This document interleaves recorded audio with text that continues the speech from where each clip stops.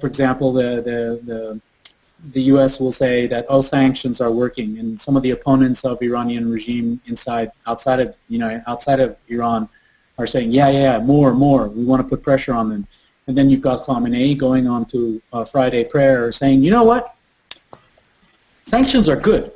I think we should embrace the sanctions because it'll teach us to be self-reliant. I mean, why should we import everything? Why don't we become self-sufficient on agriculture and food and everything else? We've got all this land, we've got all this beautiful country, and we've got all this beautiful people who are willing to work hard. You know what? I like sanctions. Sanctions are great. So he pumps people up in the wrong way. And here in the West, we'll write a report, or there'll be a news media, analyzing just how hard the sanctions are hitting, a couple IRGC guards who can't get their cash out. And unfortunately, that doesn't play inside Iran. What the people in Iran hear is, okay, you know what? I better give the government a little bit more room. We all have to buckle down because America just doesn't get us. We don't hear that translation of that speech. Having Khamenei almost on the same side as Obama saying, yeah, sanctions are good for Iran.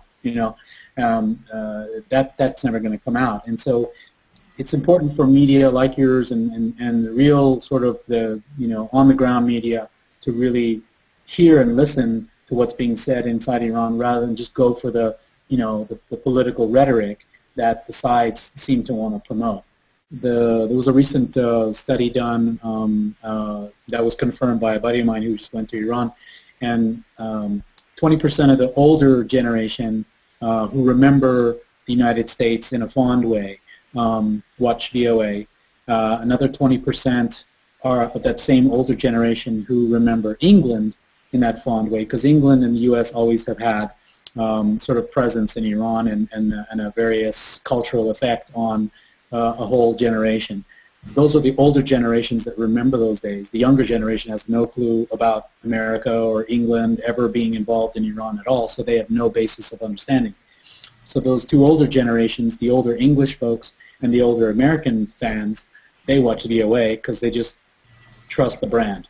Anything American is good, anything British is good. I don't know why, but I just watch it and I dig it. And those are the older, the top end of the retiree generation that isn't going to go out and march in the streets, isn't going to go anything. And then occasionally the youth then watch this sort of reruns of American sitcoms and things that give them an insight into American social, cultural life. What kind of outfits, what kind of fashion, what kind of attitudes, what kind of words. So for example, buzzwords are creeping into Iranian language.